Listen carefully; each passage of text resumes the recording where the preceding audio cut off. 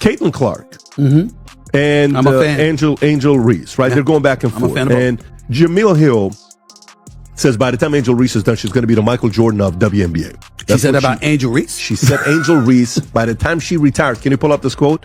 She said, by the time she retires, she will be the MJ. Stephen A. Smith didn't hold back when he called out Angel Reese for what many saw as a bold and unnecessary move involving Caitlin Clark. His sharp commentary cut through the noise, and it's got everyone talking. If you thought the drama in basketball stayed on the court, think again. Stephen A. lit up the mic with some fiery criticism that might have left Angel Reese rethinking her choices. So, what exactly happened? Let's break it down and see why this moment is stirring up so much conversation. It's not about black and white. It's about that white player and that black player. Why? Because of the history that they had before they came to the WNBA. You see, it was all instigated. If Angel Reese was never in Caitlin Clark's face, taunting her the way that she did when they mimicking what Caitlin Clark was doing to numerous opponents en route to the Final Four. And then Angel Reese and LSU bust their living, you know what, at that particular moment in time. And Angel Reese was in her face chirping at her the way that she did, it would have never gotten to this point. We have a lot of folks that have come to the defense of numerous WNBA players because they were pointing out like this has been going on before long and people are not hating on her. It's not about hating on her. It's that you feel she is getting a level of attention that you deserved and you warranted long before she ever came along. Just 4 points. That's all Angel Reese scored in the Sky vs. Fever game, and yes, that's the headline. It was a surprisingly quiet night for her, almost like she was holding back on purpose. What makes it more surprising? Caitlin Clark wasn't even playing. She was on the bench, wrapped up in warm-ups, casually sipping a drink and watching the game like a supportive fan. Still, even with Clark out, Reese couldn't find her rhythm or make a big impact. New season tipped off this weekend with several marquee matchups on the slate. Most fans were excited to see Caitlin Clark and Indiana Fever take on Angel Reese and the Chicago Sky. The game was a blowout as the Fever beat down Chicago 93-58 with Clark's triple-double leading the way. But the biggest headline coming out of the game on Saturday is the investigation the WNBA is conducting into allegations of hateful fan comments directed at Angel Reese. It happened after this play when Clark slapped at the ball after Reese grabbed an offensive rebound. How do you show up to a game knowing the biggest star isn't even playing, and then go on to have your worst performance yet? That's exactly what happened with Angel Reese. With Caitlin Clark sitting on the sidelines, nursing an injury, all eyes were on Reese to step up.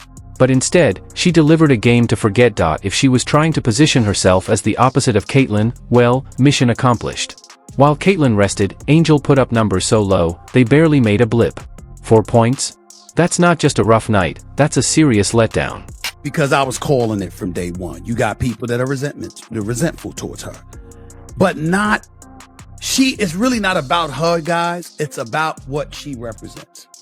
Before she ever came along, there were a lot of outstanding basketball players who happened to be black females that was doing their thing on the WNBA level. And they never got this kind of shot. Yes, Angel Reese did snag her usual 12 rebounds, no surprise there. She goes after those boards like they're prizes, and to be fair, she's great at it. But the way she chases them, you'd think each one came with a reward. And after a performance like this, maybe she's hoping they do. If rebounds were cash, she'd be set. But when it comes to actually scoring, it's like she's not interested. It's almost as if putting up points is optional for her, or worse, beneath her. And in a game where her team needed offense, that attitude stood out in all the wrong ways. Second of it. Your thoughts?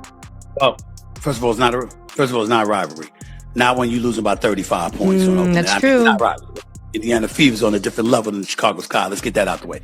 Secondly, as much as we love Angel Reese because she is special, she's not Caitlin Clark as a player. Caitlin Clark is on a different level. We just have to own that. Angel Reese can rebound the basketball. She's a damn good player. She's got a bright future in the WNBA, but Caitlin Clark is next level. You know it's a rough night when even the commentators start reaching, saying things like, well, she's contributing in other ways. Other ways, like what? Team spirit. Angel Reese looked more like she was doing a long workout than playing in a professional game. At one point, the camera even caught her gazing off into the distance, like she was daydreaming about a career in reality TV. The real stat patters of Chicago might be the next show in the lineup. Let's be honest, Reese used to bring serious presence. The confidence, the glam, the attitude, it was all part of the package. But now? That box score says, I forgot there was a game today. This isn't the season she hyped. It's not the Bayou Barbie takeover fans were promised.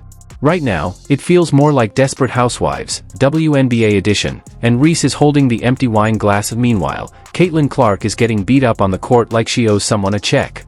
And despite all that, she's still making plays, hitting threes, handing out assists, and drawing double teams like she's related to Steph Curry. Elaborate a little bit more on that in just a second, but before I do that, I want to ask you your thoughts about apparently some racial animus that was thrown in the direction of Angel Reese. The Chicago Sky have gotten involved, talking about they're going to protect their players at all costs. The WNBA has issued a statement saying it abhors and discourages hate of any kind, etc., etc. Your thoughts about it? Here's the WNBA statement. The WNBA strongly condemns racism, hate, and discrimination in all forms. They have no place in our league or in society. We are aware of the allegations and are looking into the matter. Your thoughts about that element of all of this, where you believe it emanates from, and do you think it will ever subside? Oh man, the latter part of that, Stephen A, is quite the thing to think on. I think when you go back to the impetus of the rivalry that we have between Caitlin and Angel Reese, I remember funny clips on the internet. Angel Reese had everything lined up, the spotlight, the opportunity, the platform. But when the moment came, she didn't deliver. And while she continues to point to her 12 rebounds like it's proof she's doing her part, it's time to be honest, not all rebounds carry the same weight. Yes, she's grabbing boards like it's personal, boxing out like she's training for a CrossFit competition. But when it comes time to finish at the rim, the execution falls apart. It's effort with no impact, like collecting stats for the sake of it.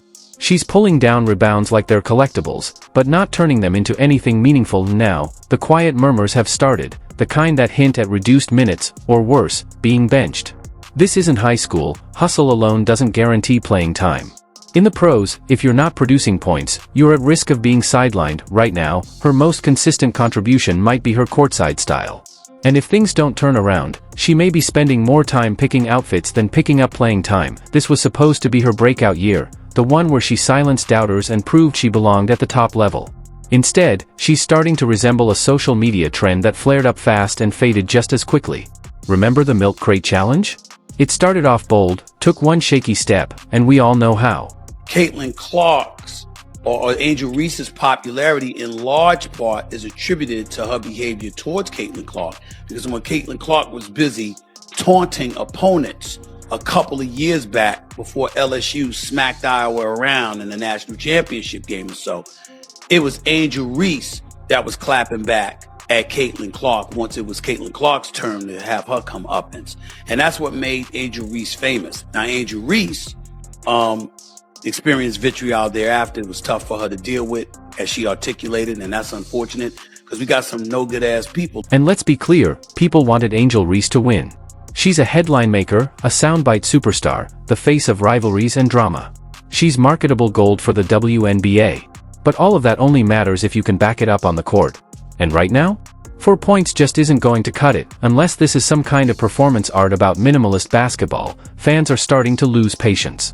Social media lit up like it was draft night, people asking, is she okay?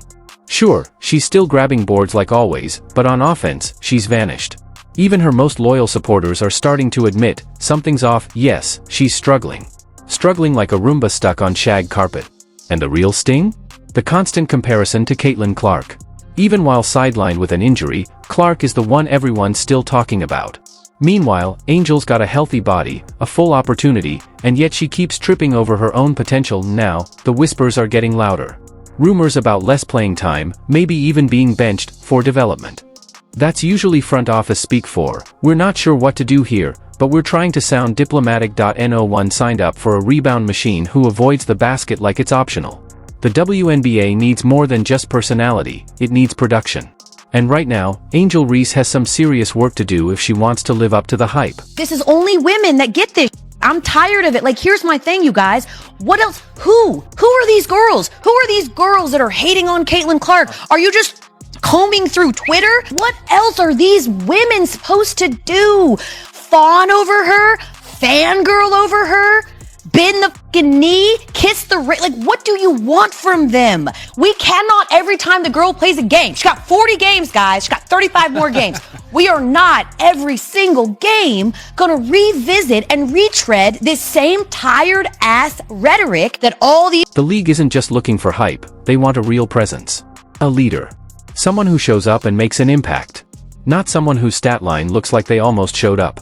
If this is Angel Reese's worst start to a season, it's not just a rough patch, it's a warning sign. The WNBA doesn't hand out minutes based on name recognition. You can't ride college fame forever. Those LSU highlight reels don't win games here. The second you stop producing, you risk becoming just another player on the bench, with good lashes and an inspirational Instagram bio. Hustle. Grind. Stay humble. Great. Now how about scoring? You just know Stephen A. Smith saw that box score, put on his glasses, and with his signature flair said, 4 points. 4 points. And honestly, he wouldn't be wrong. Angel Reese needs to realize, she's not in Baton Rouge anymore. No one's asking her to drop 40. But is a double-digit night too much to ask? Maybe an assist? A flash of offensive awareness? Right now, her game feels more confusing than effective, like someone trying to microwave a steak. It just doesn't make sense, and the pressure's not going anywhere. Every minute she's on the floor is now a test. She's not just playing basketball, she's fighting to prove she belongs. This isn't the NCAA where every play gets a standing ovation. This is the WNBA. And if the performance doesn't match the promise, they'll bench you without blinking. The Goose comes along, and she wreaks havoc. She's the Rookie of the Year. She's 4th in the league in MVP voting. 4th in the league, her rookie year. Wow. Outstanding. She's like Steph Curry. She can pull up from anywhere. You understand? She has that kind of capability. Didn't win a national championship. Lost to LSU one year. We lost to South Carolina another year. But she's outstanding and clearly worthy of being the #1 overall pick.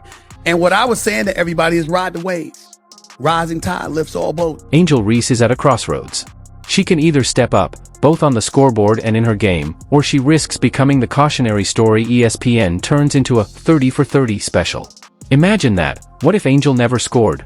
Complete with dramatic music and slow-motion clips of missed shots, the clock is ticking. The spotlight is still there, but it's starting to fade. If she doesn't shine soon, she won't just be off the court, she'll be off everyone's radar now. Enter Tyler Marsh, the coach with the clipboard, headset, and apparently a Rubik's Cube approach to Angel's positioning. He's been moving her around like a complicated game of Twister. Power forward, stretch 4, then, what even is that? It's like he's trying to fix her game with interpretive dance, but no matter how much they shuffle her around, the problem remains the same. Angel Reese just isn't producing. It's like rearranging deck chairs on the Titanic and wondering why the ship's still sinking. Coach Marsh could put her anywhere, paint, perimeter, even the parking lot, and it won't matter. If she keeps posting 4-point games and hoarding rebounds like it's a side gig, then Houston, or rather Chicago, there's a real problem. Ball. She balled at Iowa in college. She's balled since she's been in the NBA. She came into the league last year with no break whatsoever between the college game and the pro game and did her thing. Ended up as an all-star, ended up being 4th in the league in MVP voting, was the clear winner for Rookie of the Year. No competition whatsoever in that regard. When it was really all said and done, we know what she brings. Meanwhile, Caitlin Clark has been dealing with a real injury, and still manages to be the WNBA star player. She could be in a full leg brace, shooting hoops from a wheelchair, and probably still rack up more points and assists than Angel Reese did last game. Even on her worst day, Caitlin finds a way to contribute. You could blindfold her and she'd probably still drop a triple-double just to prove a point. Now, picture this. Caitlin comes back from injury, rested, fired up, and ready to take over. The Fever plug her back in like a secret weapon.